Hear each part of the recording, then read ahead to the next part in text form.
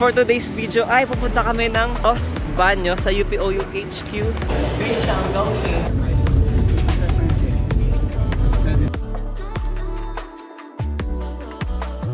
Okay guys, nandito na nga kami sa UPOU HQ. We've had the general elections, special elections, and now the second general election. We can't wait to meet you all and we appreciate all of you. Ang mga bagong USC ay nagpi-picture taking.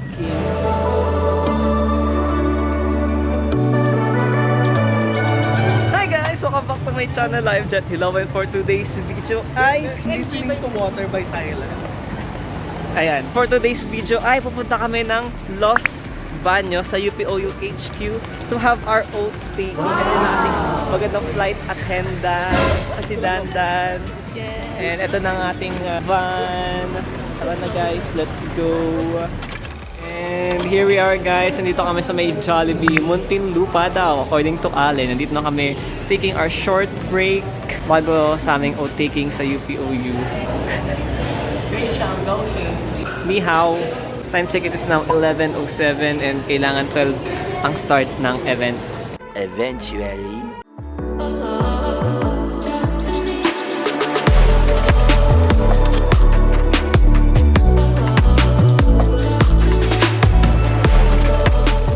Okay guys, nandito na nga kami sa UPOU HQ. Ayan, ito ating direct and ang ating PA.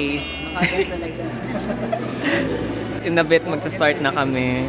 A few moments later. Ba ang lahat? O kakatapos lang or may kinakrampa? Feeling ko nakapagpahinga in peace. In English, rest in. Joke lang naman. Not today, Jen. Not today. Today, kasi masaya tayo ngayon, di ba?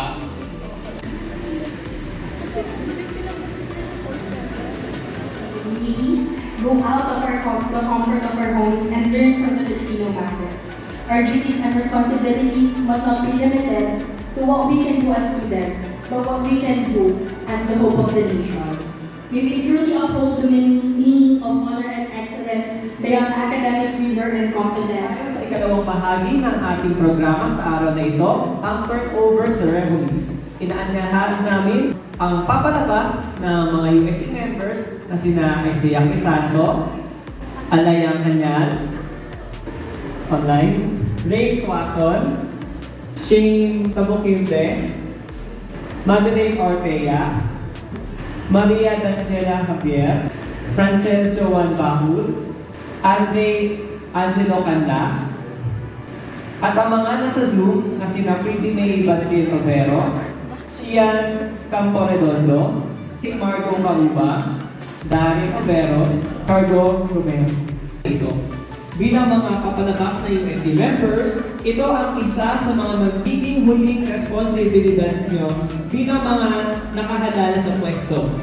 Ang pagpasa ng responsibilidad sa mga bagong halal na opisyales ng UPOU USC. We've had the general elections, special elections, and now the second general elections. So we don't really know what a turnover means. Kasi first time ko ito dito sa UPOU. So it is an opportunity din for us to start a new tradition. What we saw with a lot of student councils, the difficulty of continuity. It's that the old should be able to talk to the new. It's that the new should be able to talk to the old. It's keeping that communication and keeping that fire burning. It's the symbolic shaking of hands of each member, symbolizing that continuity na of student government. As Chancellor Candelaria said, shake hands with the old and the new.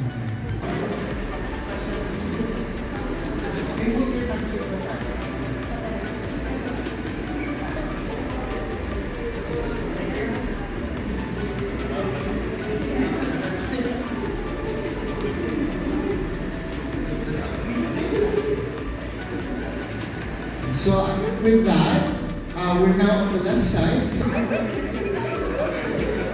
We left na, di ba? We left. So I would like to say on behalf of us that we are truly appreciative with the hard work and dedication that our outgoing USC has put into making our university a better place.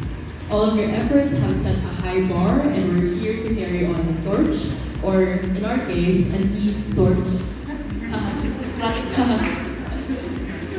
Flashlight. In all of its glory, this is a true experience of what it's like to be a student leader in UPOU. So, to the outgoing USC, thank you for paving the way, sharing your insights, and leaving us with a legacy that we promise to treat with the care and attention it deserves. We're excited to continue this all-around experience, reassured by the knowledge of whom to seek for guidance.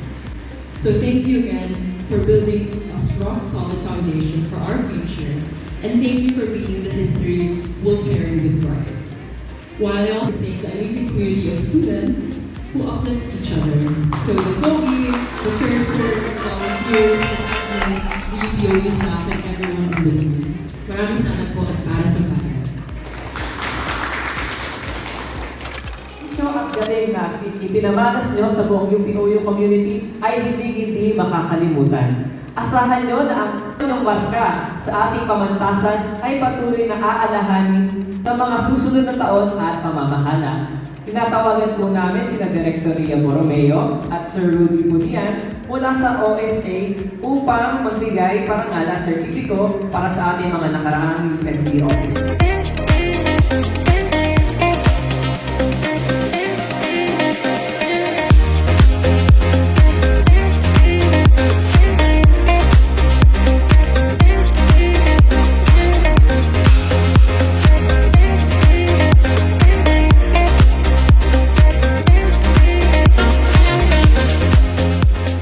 Guys, update, tapos na po ang aming oath taking, ang kaganapan natin for today, and now we're going home.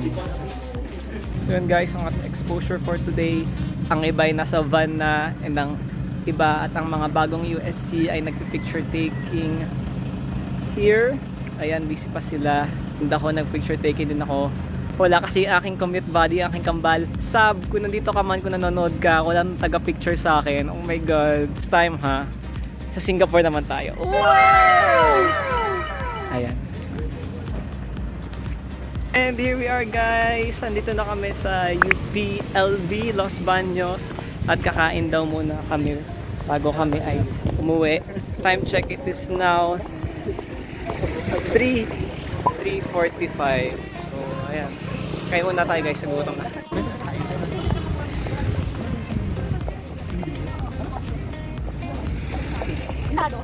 And here we are guys, nandito na kami sa may Big Bellies. Ayan, ating meal for today. At ayan ang mga best friends natin. And so, kain na tayo guys. Later. So ayun guys, bumiyahe nga kami. Time check, it is now 7:36 and nandyan ang aming sakay. Taking a quick CR break kasi medyo mahaba ang biyahe. Nasa Taguig pa kami and ayun. Update.